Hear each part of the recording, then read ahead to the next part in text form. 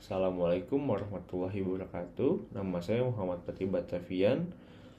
Saya dari Prodi Game Teknologi kelas C dengan NIM 24913456062. Kali ini saya akan menjawab pertanyaan yang diberikan oleh Bu Ratu Verlaili Erlindriani MT pada tugas individu pertemuan 9. Yang pertama, bandingkan dan kontraskan mitologi Yunani dan mitologi Hindu. Apa saja tema-tema utama yang muncul dalam kedua mitologi tersebut, dan bagaimana hal ini mencerminkan nilai-nilai budaya masyarakat yang menghasilkan. Kedua mitologi ini berasal dari budaya yang berbeda gitu, tetapi juga punya kesamaan dan juga perbedaan yang menarik gitu, banyak, baik dari segi Yunani maupun Hindu juga gitu. Kedua ini punya ketertarikan pada asal-usul alam semestanya, kehidupan setelah kematian, dan juga hubungan manusia dengan kekuatan yang lebih tinggi. Lalu tema utama, kosmogoni atau kisah penciptaan dunia, yang dimana sering melibatkan dewa-dewi utama dari kedua mitologi tersebut. Lalu antropomorfisme. Nah ini nih yang berarti dewa-dewi itu sering digambarkan dengan sifat seperti manusia gitu, kayak cinta, kebencian, terus juga kecemburuan. Lalu yang ketiga tuh siklus hidup dan kematian. Kalau dalam Hindu itu konsep reinkarnasi, tapi untuk Yunani itu ada konsep takdir.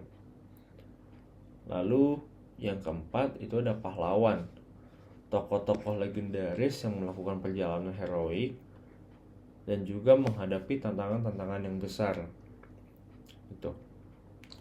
Lalu nilai budaya, Yunani ini menekankan kebebasan individu, akal, dan keindahan estetika. Mitologi Yunani ini mencerminkan nilai-nilai masyarakat, kota hingga negara yang demokratis dan menghargai debat. Lalu untuk Hindu ini lebih menekankan pada karma, reinkarnasi, dan juga dharma atau kewajiban gitu. Mitologi Hindu ini mencerminkan masyarakat yang hierarkis dan spiritual. Lalu kedua, bagaimana mitologi dari berbagai budaya masih mempengaruhi karya seni, sastra, atau film di era modern ini. Berikan contoh spesifik dan analisis tentang bagaimana elemen-elemen mitologis tersebut diadaptasi. Mitologi ini tuh terus hidup dalam karya seni, sastra, dan film modern. Semisal cerita-cerita superhero yang ada di film-film zaman sekarang yang terinspirasi dari mitologi Yunani gitu, tentang pahlawan, dewa petir, Thor, atau Amazonian kayak Wonder Woman. Adaptasi ini tuh juga seringkali mengubah konteks, tetapi masih mempertahankan inti dari mitos aslinya gitu, seperti memperjuangkan atau perjuangan untuk melawan kejahatan dan pencarian identitasnya, seperti yang ada pada mitologinya. Lalu ketiga, teorikan hubungan antara mitologi dan psikologi manusia. Bagaimana mitos dapat berfungsi sebagai cermin dari perjalanan psikologis individu atau kolektif.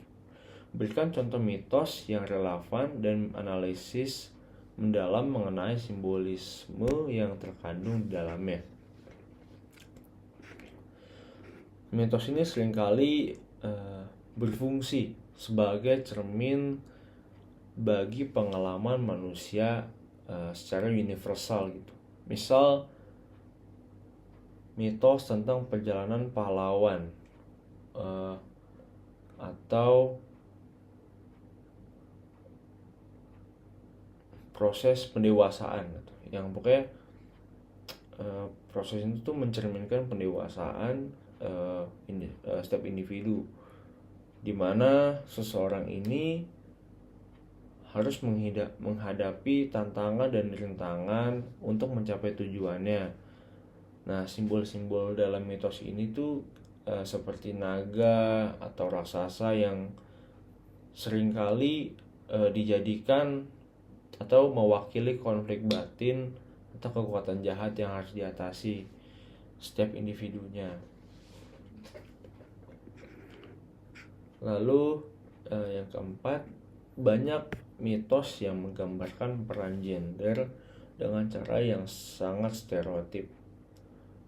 Tulis sebuah esai yang mengkritisi representasi gender dalam satu mitos tertentu. Apa dampak dari representasi ini terhadap pandangan masyarakat tentang gender?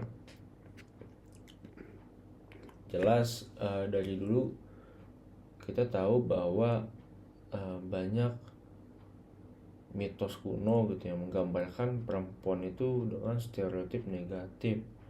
Dari zaman Nabi pun, zaman nabi-nabi terdahulu tuh masih gitu. Makanya di zaman Nabi Muhammad ini derajat perempuan itu dinaikkan gitu. Lalu ya karena perempuan itu digambarkan seperti kayak sosok yang lemah, pasif, atau ya dulu tuh hanya sekedar objek keinginan laki-laki saja gitu. Atau mungkin bisa diambil contohnya dari Yunani gitu. Di mitologi Yunani ini banyak perempuan-perempuan ya yang dijadikan korban nafsu dari para dewa-dewa Olympus gitu.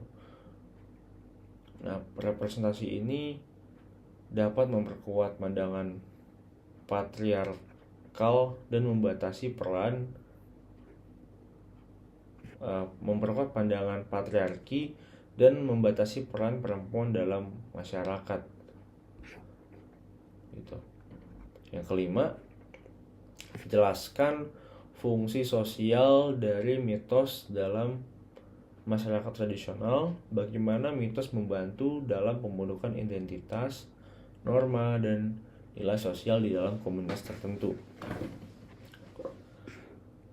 Mitos ini berfungsi sebagai perangkat sosial yang memberikan penjelasan tentang asal-usul alam semesta, kehidupan, dan juga kematian.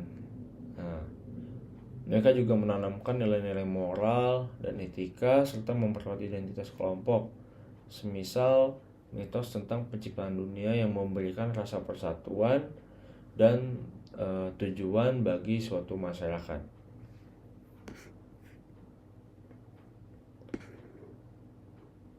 Demikian, mohon maaf jika ada salah kata. Assalamualaikum warahmatullahi wabarakatuh. Dadah.